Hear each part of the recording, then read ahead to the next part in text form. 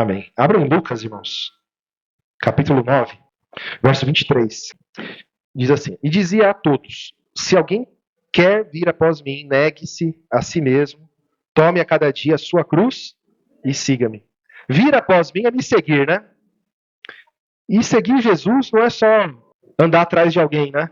O seguir é muito além disso, né? Seguir é aprender dele, ser um aluno, um discípulo, aprender, imitar, ser como ele, né? Quem quiser, tome a cada dia a sua cruz e siga-me. Talvez nessa circunstância aqui, nesse momento aqui, não fazia muito sentido, né? Hoje, nós sabemos o que é a cruz, né?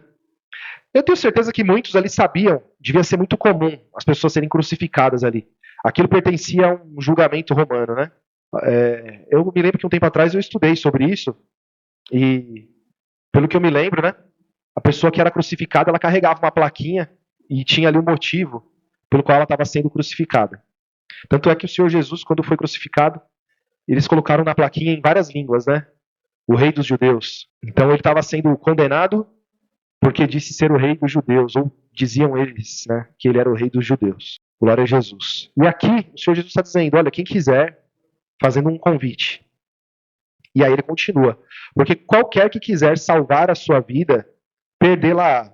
Mas qualquer que, por amor de mim, perder a sua vida, a salvará. Então ele está falando da verdadeira vida, né? A vida eterna, espiritual, uma vida sem dor, sem sofrimento, sem pecado, sem tentador. Mas quem quiser salvar essa vida passageira, temporária, essa vida cheia de problemas, cada um com um problema diferente, né? Tentações, aflições, e às vezes a gente fica preso nessa vida e perde a vida com Cristo, é o que ele está dizendo, né? Então o que adianta você querer aproveitar esse momento e ser feliz nesse momento e querer o que tem de melhor nesse mundo para oferecer, depois perder a vida eterna? Não faz sentido. E aí ele continua, verso 26, porque qualquer que de mim e das minhas palavras se envergonhar, dele se envergonhará o Filho do Homem quando vier na sua glória e do Pai e dos santos. O Senhor Jesus está dizendo assim, do jeitinho que você fizer eu vou fazer também. Será que é simples assim? Não é isso, né, irmãos? Mas é um fato que diante da graça, do amor, da tamanha bondade de Deus sobre cada um de nós, enviar a si mesmo, né, como filho, e morrer em nosso lugar, e tomar as nossas maldições, as nossas tentações sobre si. E depois de tudo isso, a gente ainda ter vergonha dele, se envergonhar dele. Como é que naquele dia ele vai nos chamar, vinde bendito do meu Pai, possuir o reino que vos está preparado? Nos chamar pelo nome, de que jeito? Se a gente se envergonha dele, se a gente, no tempo dessa vida aqui, a gente tem vergonha de dizer que anda com ele. É algo a pensar. Eu posso falar isso, irmãos, porque eu já me envergonhei. Eu posso falar, irmãos. Porque eu me lembro quando eu era criança, eu ia para o culto de jovens, e eu levava a minha Bíblia era menor que esse celular aqui, ó. Não sei nem como eu conseguia ler. Ela cabia no bolso, né? Para não parecer que eu era crente. Por quê? Porque eu tinha muitos amigos no mundo. Os meus amigos, eu lembro até hoje, eu tinha uns melhores amigos ali que eu andava a maior parte do tempo com eles. De vez em quando, eles queriam tirar sarro de mim, eles ficavam, aleluia, irmão. Eles ficavam dando risada, tirando sarro, porque eu era crente. Eu cria em Jesus, eu confiava em Jesus, daquele jeito que eu aprendi. Eu me lembro que, às vezes, eu me sentia atormentado, eu tinha medo, eu era criança, jovem, né?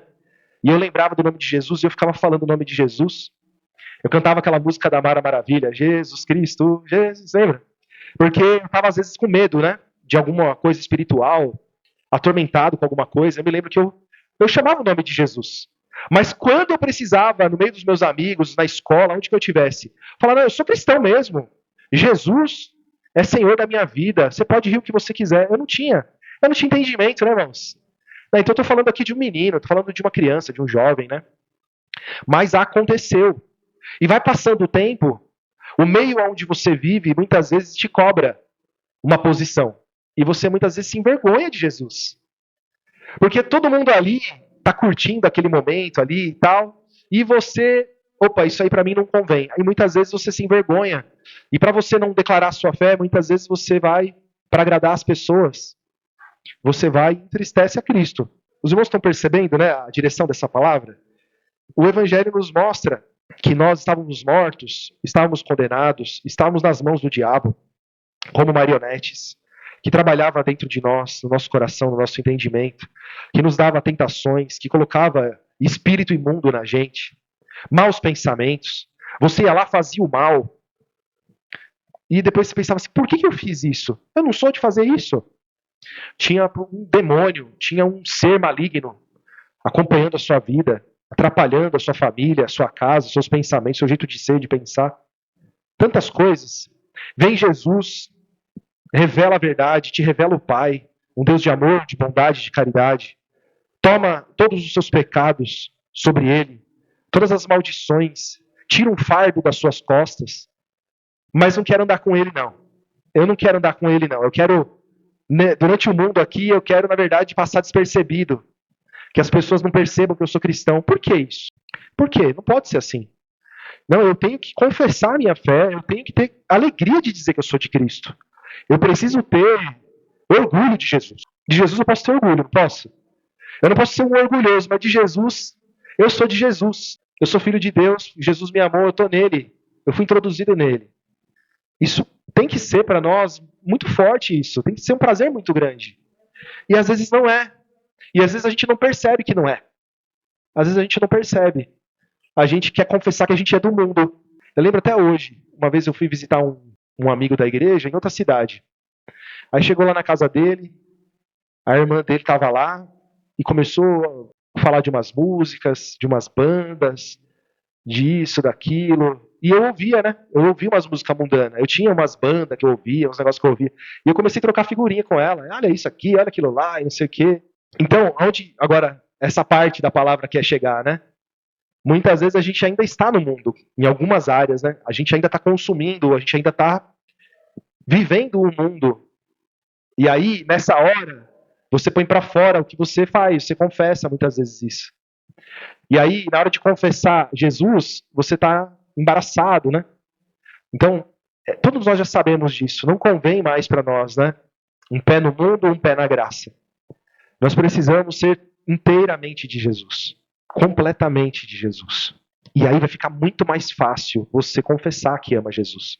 Você confessar que você é de Jesus. Você não vai se envergonhar de Jesus. Mas quando você está consumindo o mundo, aí vai ficando difícil. Porque você vai se colocar muitas vezes numa situação que aquilo ali faz parte da sua vida. Não tem nem como você dizer, eu não gosto disso, eu não quero isso, eu não posso. E se você disser, às vezes você vai estar sendo até hipócrita, né? Porque você, quando ninguém está vendo, você vai e faz aquilo, né? Então, a palavra hoje nos quer, irmãos, convencer, ensinar a sermos completamente de Jesus e confessarmos que somos dele. Temos prazer e alegria nisso. Glória a Jesus. Então, irmãos, vamos aproveitar aqui, capítulo 12, né? Ele usa outras palavras aqui, do envergonhar-se, de confessar, né? Glória a Jesus. Então aqui, irmãos, é verso 8, tá? Aqui ele já fala de confessar. Então, no outro texto ele falou de envergonhar-se, aqui ele está falando de confessar Jesus, né? Diante dos homens. Verso 8 diz assim, e digo-vos que todo aquele que me confessar diante dos homens, também o Filho do Homem o confessará diante dos anjos de Deus. Por que diante dos anjos? Porque o Senhor Jesus disse, né, que quem vai separar os bodes das ovelhas são os anjos, né? Então é por isso que ele está dizendo isso. Mas quem me negar diante dos homens, será negado diante dos anjos de Deus.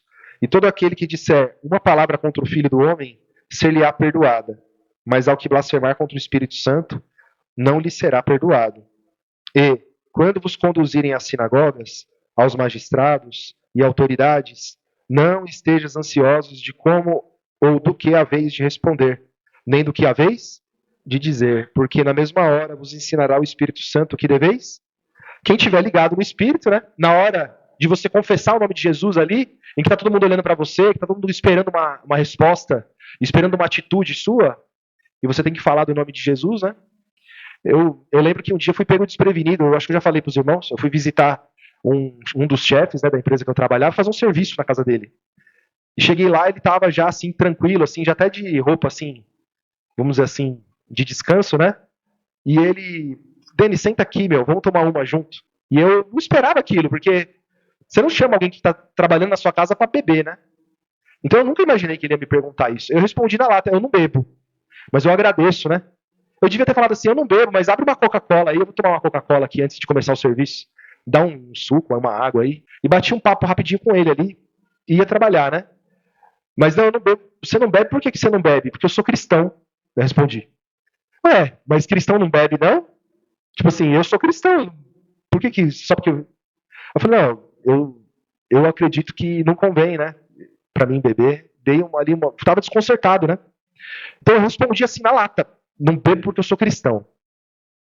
Mas eu antigamente achava que era cristão e bebia. Ali eu confessei do meu jeito, ali espontaneamente, a minha fé. E não vi oportunidade ali de continuar, de falar mais alguma coisa. Mas às vezes o Espírito Santo te dá ali condições de você pregar, de você abrir a Bíblia, de você usar os textos que fala que tudo me é lícito, mas nem tudo me convém, por exemplo. Poderia abrir esses textos, né? Acho que 1 Coríntios 6 e 10, não é isso? Que fala sobre isso. Então, poderia manifestar ali, abrir a Bíblia e dar. Mas sem. É difícil, né? A pessoa está bebendo ali, você vai falar tá errado beber, né? Os irmãos percebem? Então, a palavra fala o quê? Deus vai te dar condições, Deus vai te preparar naquele momento para você confessar a sua fé.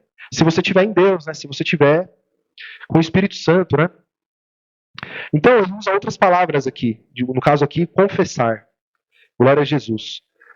E por que isso, né, irmãos? Os cristãos foram colocados, às vezes, diante da espada, né? Para ver se eles confessavam que eram de Jesus. Aconteceu isso com Pedro, né?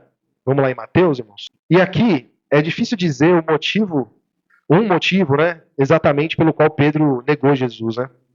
26, irmãos. Mateus 26, verso 69. Diz assim: Ora, Pedro estava sentado fora no pátio e, aproximando-se dele, uma criada disse: Tu também estavas com Jesus, o Galileu. Mas ele negou diante de todos, dizendo: Não sei o que dizes. E saindo para o vestíbulo, outra criada ouviu e disse aos que ali estavam: Este também estava com Jesus, o Nazareno. E ele negou outra vez com juramento: Não conheço esse tal homem. Olha que coisa. Pedro tinha confessado que Jesus era o Filho de Deus, lembra disso? O Filho do Deus Altíssimo. E o Senhor Jesus disse para ele: Não foi nem carne nem sangue que te revelou, mas o Pai. E daí a pouco, verso 73, aproximando-se os que ali estavam, disseram a Pedro: Verdadeiramente também tu és deles, pois a sua fala te denuncia. Então começou ele a praguejar e jurar, dizendo: Não conheço esse homem. E imediatamente o galo cantou. E lembrou-se Pedro das palavras de Jesus que dissera: Antes que o galo cante, 3 vezes me negarás. E saindo dali chorou amargamente. Estaria Pedro com medo de morrer? E aí não confessou que era de Jesus porque tinha medo de morrer? Ou talvez Pedro ficaria envergonhado de ser um com Jesus. Estava com ele sim, eu manifesto a mesma fé que ele. Um homem que estava ali preso, humilhado, as pessoas zombando, as pessoas tirando sarro. Eu não vou dizer que ando com ele, que vergonha alheia. Será que é isso? Não dá para ter exata certeza do que ele sentiu, ninguém vai saber, né? Somente ele. O Senhor Jesus previu, o Senhor Jesus preparou ele para esse momento. Até em outra conversa, o Senhor Jesus disse que Satanás queria cirandá-lo como trigo, né? E o Senhor Jesus intercedeu por ele, para que ele não desfalecesse. E aí, nós vemos aqui uma queda terrível, né? Aqui é uma queda terrível de Pedro. E Pedro, como foi dito aqui, foi aquele que confessou, que teve coragem de falar ali, diante de todos. Ele foi o que falou, né? O Senhor é o Cristo, o Filho do Deus vivo. O Senhor Jesus, o apóstolo Pedro fez isso. Então, em um momento da sua vida, você está ali confessando. Depois, pode não confessar. Diante da aflição, diante de uma situação. Então, nós temos que meditar nisso. Temos que pensar nisso. Nós temos que, de repente, passar um filme assim, dos momentos que você tem vivido ultimamente. Será que eu estou confessando Jesus? Será que eu tenho alegria em dizer que eu sou de Cristo? Que eu sou de Jesus? Que eu estou em Jesus?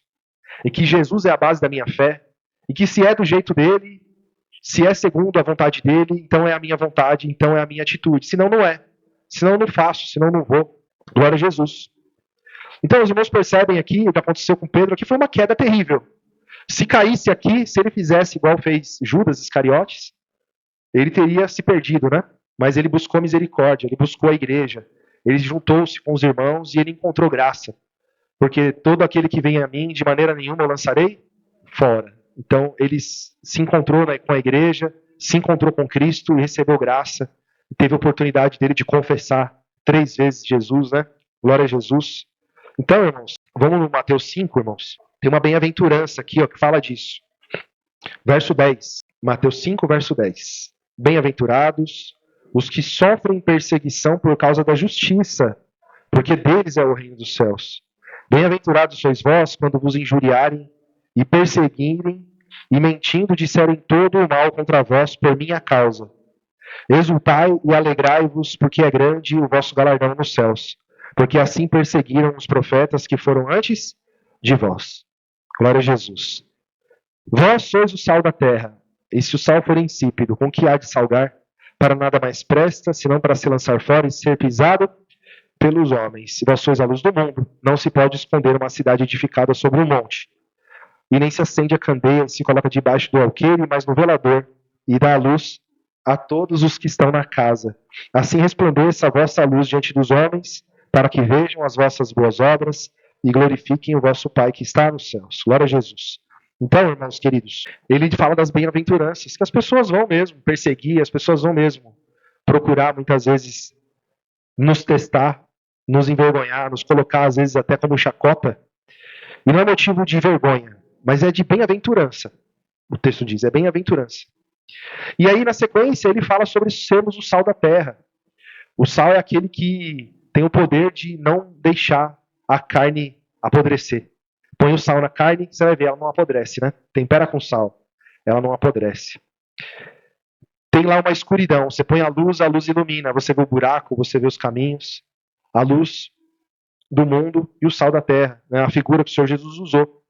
Então, nós temos que entender, né, irmãos, que é por causa da justiça. Então, nós vivemos pela justiça. Lá em 1 de Coríntios, irmãos, capítulo 13, porque a manifestação do Evangelho, né, irmãos, é assim. O Senhor Jesus diz assim, né? Um novo mandamento eu vos dou, que vos ameis uns aos outros assim como eu vos amei a vós, que vós uns aos outros vos ameis. E aí a gente aprendeu, né? Então eu preciso conhecer Jesus. Porque não dá para eu amar como Jesus amou sem conhecer Jesus. Se eu falar o nome de uma pessoa qualquer aqui e falar assim, Pastor Silvio, você vai amar como esse tal. Ela vai falar, quem é esse tal? Como que ele amou? Não sei nem quem é ele. O que ele fez, como ele agiu, como ele viveu. Eu preciso conhecer para eu amar como ele amou, para eu imitar ele, para eu seguir após ele. Então o mandamento de Jesus, amar como ele amou, nós devemos amar uns aos outros como ele nos amou. As pessoas utilizam o amor, porque o Senhor Jesus fala muito do amor, para misturar a vontade das pessoas, a felicidade das pessoas, e dizer assim, você fala que ama, mas você não vive o que você prega. Você se diz cristão, mas olha aí, você não ama. Você não ama, você julga as pessoas. Tá vendo, ó? Tá todo mundo aqui tranquilo, você vem com essa história aí. Então já te expõe, já quer te constranger muitas vezes. Por quê? Porque você fala, não, desculpa, mas eu até aqui já deu para mim, eu preciso ir embora. Né? Fiquem à vontade aí, mas não, né, não convém mais para mim ficar aqui por causa disso ou daquilo. Aí, tá vendo, ó? Que crente que é você? Quer dizer que aqui todo mundo aqui é pecador, só você que é o crente. Então, muitas vezes, você é colocado numa situação dessa e as pessoas tacam o amor na sua cara. E falam assim, você não ama. Você não ama. E você está confessando Jesus. E a pessoa fala, quem diz ser de Jesus não faz isso. E joga o amor na sua cara. Só que o amor de Jesus é o que nós vamos ler agora. Esse é o amor de Jesus. A caridade, o amor de Deus, que Paulo descreve, né? Verso 1. Ainda que eu falasse a língua dos homens e dos anjos, e não tivesse amor, seria como o metal que soa, ou como o sino que tine. Ainda que tivesse o dom de profecia e conhecesse todos os mistérios, e todo conhecimento, e ainda tivesse toda a fé, de maneira tal que transportasse os montes, e não tivesse amor, nada seria. E ainda que substituísse toda a minha fortuna, ainda que distribuísse toda a minha fortuna para sustento dos pobres, e ainda que entregasse o meu corpo para ser queimado e não tivesse amor, nada disso me aproveitaria. Aí ele vai descrever o que é o amor. Então, as pessoas usam todos esses pontos aqui, essas características, esses atributos aqui para dizer, eu sou de Deus. Eu falo em línguas, eu sou de Deus. Eu pego os meus bens e distribuo para os pobres, eu sou de Deus. Eu tenho dom, olha como eu prego bonito. Né? Porque profetizar é pregar, é anunciar.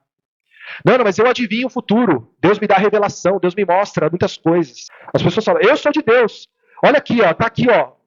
Eu tenho aqui uma prova que eu sou de Deus. Eu falei e cumpriu. Mas se eu não tiver amor, nada disso se aproveita. E aí quando eu vou entender o amor, ele vai dizer o que é o amor. O amor é sofredor, verso 4. É benigno, faz bem. O amor não é invejoso.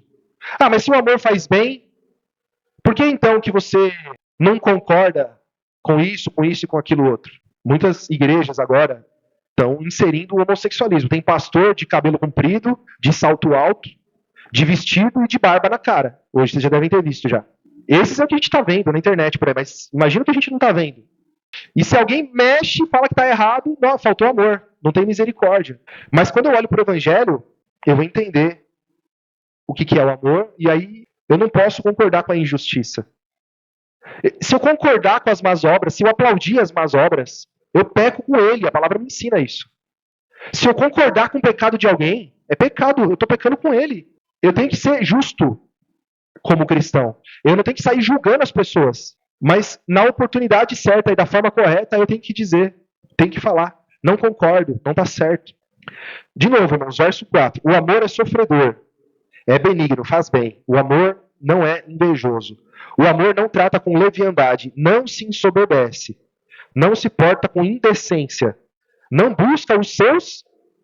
mas eu sou assim, eu gosto disso. O que importa o que eu gosto? Quem se importa com o que eu gosto, irmão? Eu vou gostando pro inferno.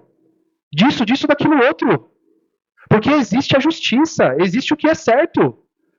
Pouco importa o que eu gosto. Como eu sou. Eu tenho que morrer. Eu tenho que mortificar a minha carne. Se eu quiser andar com Jesus. Ele não me obrigou a andar com ele. Ele disse, quem quiser. Vocês leram? Foi o primeiro verso.